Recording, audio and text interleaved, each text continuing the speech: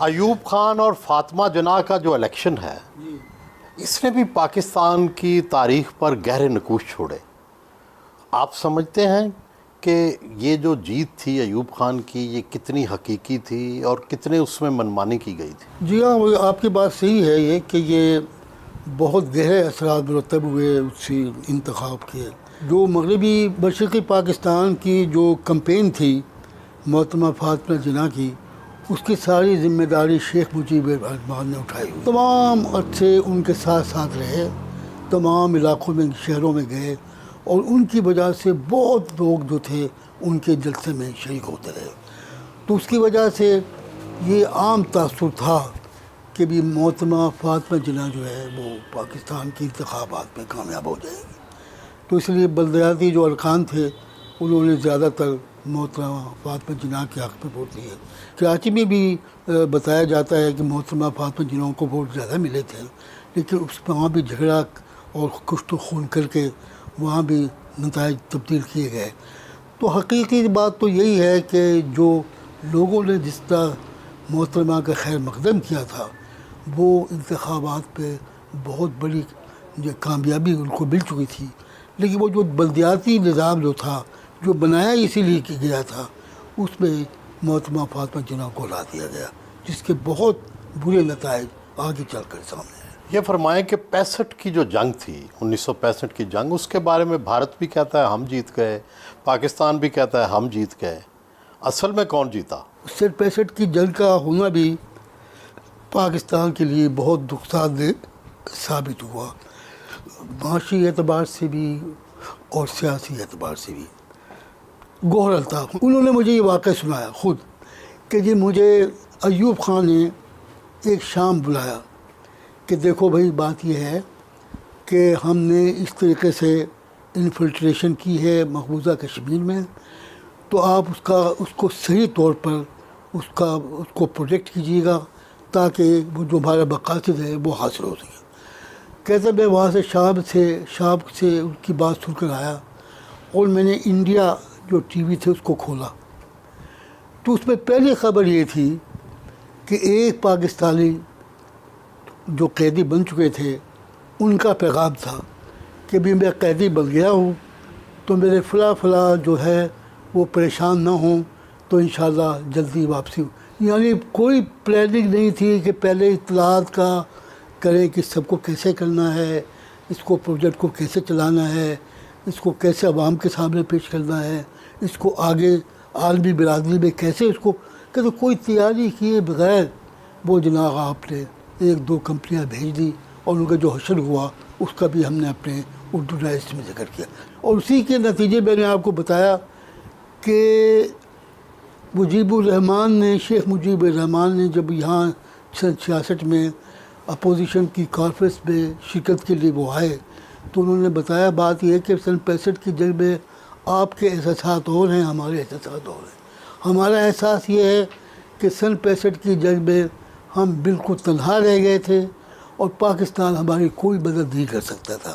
اس سے ہمیں یہ محسوس ہوا کہ ہمیں اپنی ملٹری جو ہے اس کو ڈیولپ کرنا پڑے گی تبھی ہم زندہ رہ سکیں.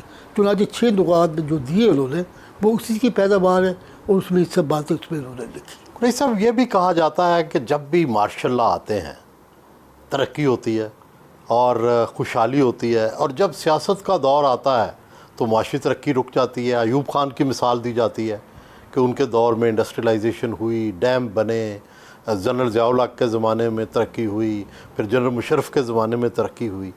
یہ کس حد تک بات درست ہے؟ دیکھیں جی یہ بات اس حد تک تو درست ہے کہ ان کے عہد میں ترقی بھی ہوئی اور جو ہے اقتداری نشو و نما بھی بہتر ہوئی، اس میں تو کوئی شک نہیں ہے. لیکن اس کی بڑی وجہ یہ تھی کہ ایک تو ان سب لوگوں کو 10 12 سال حکومت کرنے کا موقع ملا. تو جب 10 سال 12 سال آپ کو موقع مل جائے تو آپ کی پلاننگ بھی بہتر ہو سکتی ہے اور آپ کے جو ٹارگیٹس ہیں ان کو اچیو بھی کر سکتے ہیں. جبکہ سیاستدان 2 سال 3 سے بلکہ اس کے زمانے میں تو 6 مہینے وزیر اعظم رہے نا. سیاستدانوں کے ساتھ تو یہ بھی مسئلہ ہے کہ ان کو بہت کم وقت ملتا ہے اور جو ملتا ہے اس میں بھی وہ بے شمار جو ہے ان کے اوپر دباؤ ہوتا ہے مختلف طرح کا. دوسری بات یہ ہے کہ یہ جو فوجی لوگ آتے ہیں، یہ جو باہر کے وہ ادارے ہیں جن کو آپ عالمی مالیاتی ادارے کہتے ہیں، ان کو فوجی حکومت بڑی راس آتی ہے. انہیں پتہ ہے کہ ایک آدمی ہے، اس کی حکومت ہے، 8-10 سال وہ رہے گا، اس وجہ سے ہمارا پیسے بھی میں. چنانچہ وہ جب یہ فوجی لوگ آتے ہیں تو یہ اپنے جو مالی وسائل ہیں ان کے دروازے ان پر کھول دیتے ہیں. تو میرا مطلب یہ ترقی تو ہوئی کہ اس ترقی میں زیادہ فائدہ ان لوگوں نے اٹھایا جو فوج کے قریب تھے اور جن کے پاس وسائل تھے، یعنی جو سرمایہ دار تھے، جن کو پہلے سے کچھ تجربہ تھا، تو ان کو زیادہ موقع ملا کام آگے بڑھنے کا، اپنے وسائل کو بروئے کار لانے کا. یہی وجہ ہے کہ ان کے ماشاء اللہ کے زمانے میں بڑے بڑے خاندان پیدا ہوئے جو مالی اعتبار سے بہت مضبوط تھے. قریشی صاحب، ایوب خان نے جاتے جاتے ایک تو اقتدار یحییٰ خان کے حوالے کیا، حالانکہ ان کے اپنے آئین کے تحت انہیں جو سپیکر ہے اس کے حوالے کرنا چاہیے تھا. اور دوسری بات یہ ہے کہ ایوب خان کے جانے کے بعد جب جنرل یحییٰ آئے تو کیا یہ اس وقت زیادہ زوال بڑھ گیا یا کم ہوا؟ ایوب خان نے جس وقت اقتدار دیا اس وقت اس کے ہاتھ سے سب کچھ نکل چکا تھا. اصل میں تو 2-3 مہینے پہلے ان کو ہارٹ اٹیک ہوا تھا، اور اس ہارٹ اٹیک میں وہ بالکل جو تھے وہ حکومت کے معاملات سے بالکل لا تعلق ہو گئے تھے، اور ٹیک اوور کر لیا تھا جنرل یحییٰ خان نے. اس کے بعد وہ دوبارہ صحت یاب ہو گئے، لیکن پھر وہ اختیارات ان کو دوبارہ اس طرح نہیں مل سکے. پھر ان کے خلاف پہلے سے بھی احتجاج ہو رہا تھا. مشرقی پاکستان میں وہ احتجاج جو تھا وہ بہت زیادہ خون آشیم ہوتا چلا گیا، حالات پر قابو ہی نہیں پایا جا رہا تھا. تو ایسے حالات میں اگر آپ اسپیکر کو اقتدار دیتے تو وہ کیا کر سکتا تھا؟ اچھا قریشی صاحب، جو گول میز کانفرنس تھی، جی، کیا ایوب خان اس میں کیسے سرنڈر کر گئے کہ انہوں نے صدارتی نظام بھی پیک کرنے کا فیصلہ کیا، پارلیمانی نظام لانے کا فیصلہ کیا؟ کیا وہ انڈر پریشر تھے یا واقعی وہ سمجھ چکے تھے کہ یہ میری غلطی تھی صدارتی نظام لانا؟ نہیں، بات یہ نا کہ ان کے خلاف جو ہے وہ ڈیک بن چکی تھی.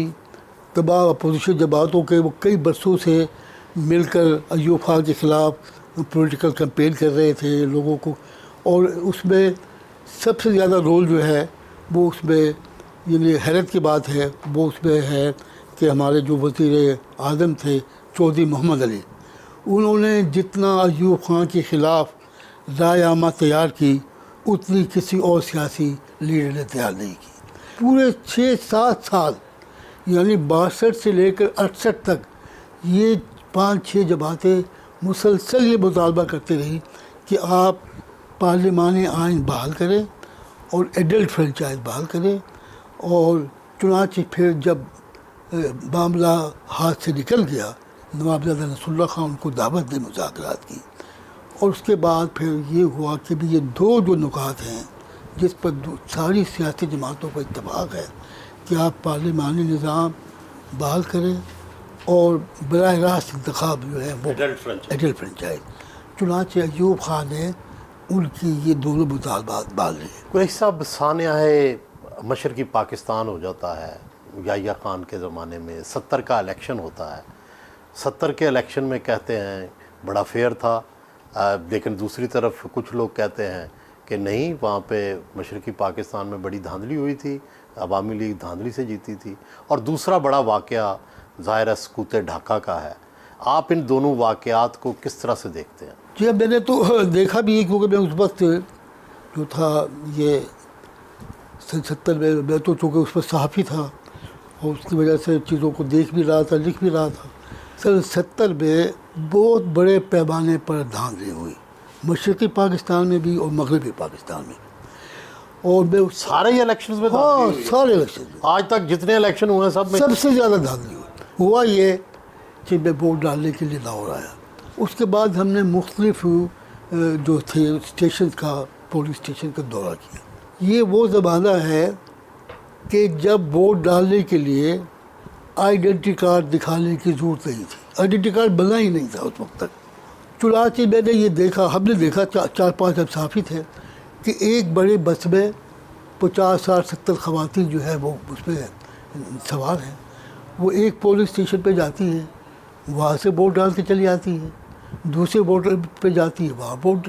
یعنی ہم نے اپنی آنکھوں کے سامنے 8 پولنگ اسٹیشن پر ان خواتین کو, تو کس کے حق میں ووٹ ڈال رہی تھی؟ جس کو بھی وہ چاہتے تھے. کہ اس وقت بھٹو جو تھا اس کی بڑی مقبولیت تھی, اور نوجوانوں میں اور خواتین میں اس کی پسندیدگی بہت تھی.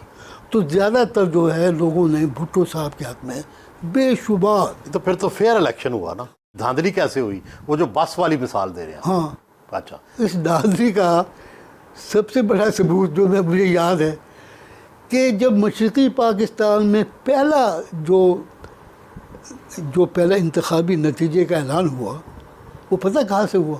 خوزدار سے پہلا انتخابی نتیجہ آیا جس میں بتایا گیا پیپلز پارٹی نے اتنے لاکھ ووٹ لیے.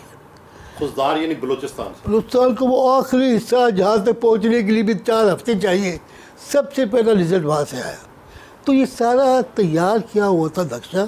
ہم جب یہ نقشہ دیکھ کر ہم مولانا مودودی صاحب سے ملنے کے لیے منصورہ وہاں آئے, ان کے گھر پر گئے.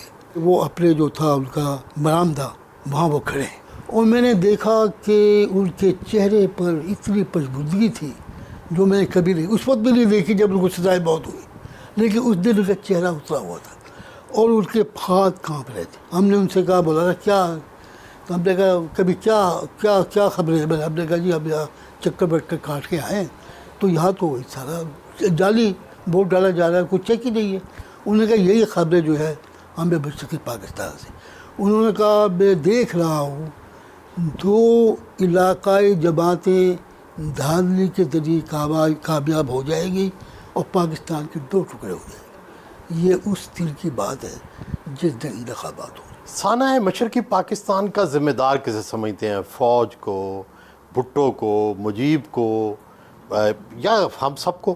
بات یہ ہے کہ آخری مرحلے میں تو آپ کہہ سکتے ہیں فلاں فلاں فلاں آدمی ذمہ دار ہے, لیکن دراصل یہ جو پروسیس تھا یہ کوئی 2-4 دن کا پروسیس نہیں تھا. یہ پروسیس جیسے کہ آپ نے شروع میں کہا کہ یہ پاکستان بننے کے بعد ہی سے شروع ہو گیا. لیکن فوری کون ذمہ دار تھے؟ جن لوگوں نے سیاسی جماعت کو توڑنے میں, ان کی طاقت کم کرنے میں اپنا جو وسائل ضائع کیے, سب سے بڑے ذمہ دار وہ ہیں. تو آپ کا خیال ہے یحییٰ خان, ایوب خان اور کوئی وہ تمام لوگ جو سیاسی جماعتوں کو مضبوط دیکھنا نہیں چاہتے تھے قومی سطح پر, وہ سب اس کے ذمہ دار ہیں. آخری وقت میں یہ ہوا کہ جن لوگوں کو پھر جو مشکل وقت آ گیا تھا اس میں جو فیصلہ کرنا تھا کہ اس صورتحال کو ہم کیسے بہتر بنا سکتے ہیں, کہ بھٹو اور مجیب آپس پہ ایک بات پر متفق نہیں ہوئے, اور اس میں میرے خیال میں اس میں یحییٰ خان نے بھی کردار ادا کیا کہ یہ دونوں کسی ایک جگہ پر یہ کوشش کی گئی کہ یہ دونوں کہیں آپس میں تنہائی میں مل کر بھی نہ بیٹھے. یہ خبریں آئی ہیں. یہ اتنے بے خبر لوگ تھے, اتنے دانش سے اور عقل سے فارغ تھے کہ مجھے ایڈمرل آسن نے, جو سن 70 میں گورنر تھے مشرقی پاکستان کے, انہوں نے مجھے بتایا کہ جب انتخابات ہو گئے اور مغربی اور مشرقی پاکستان میں مجیب الرحمان نے کامیابی حاصل کر لی, تو ہم نے یحییٰ خان سے درخواست کی کہ آپ آئیں اور آ کر مذاکرات کریں تاکہ کوئی شکل بنے. تو وہ آنے کے لیے تیار نہیں تھے. چنانچہ کئی بار کے پیغامات ریکویسٹ کے کرنے کے بعد وہ تشریف لائے, غالباً مارچ کے مہینے میں. جب وہ مجیب الرحمان سے ملنے کے لیے جانے لگے تو ایڈمرل حسن کہتے ہیں کہ انہوں نے مجھ سے کہا کہ حسن بتاؤ وہ 6 نکات کیا ہے؟ بے حقہ بکر ہے کہ کچھ 6 نکات کا نہیں پتہ. کہتے خیر میرے مجھے جو یاد تھے ضباط ایک دم تو مجھے سارے, تو میں نے خیر جو کچھ اس کے بنیادی نکات تھے وہ میں نے ان کو بتائے, لیکن ان کے کوئی ایسا مجھے لگا کہ ان کے سر سے سب چیز گزر گئی ہے, کوئی چیز انہوں نے محفوظ کی. تو ایسے صاحب لوگ جن کے پاس اختیار تھا, جو نہ 6 نکات کو جانتے تھے نہ ساری تاریخ سے واقف تھے کہ کیا گزری ہے, وہ مجیب الرحمان سے بات کرنے گئے. اور مجھے جو شہادت ملی ہے وہ یہ ہے کہ انہوں نے یہ پوری کوشش کی کہ مجیب الرحمان اور بھٹو صاحب جو ہیں وہ تنہائی میں مل کر کوئی آپس میں طے نہ کر سکے، لیکن میں سمجھتا ہوں اس کے باوجود بھی سیاسی قائدین کو بڑا کردار ادا کرنا چاہیے تھا۔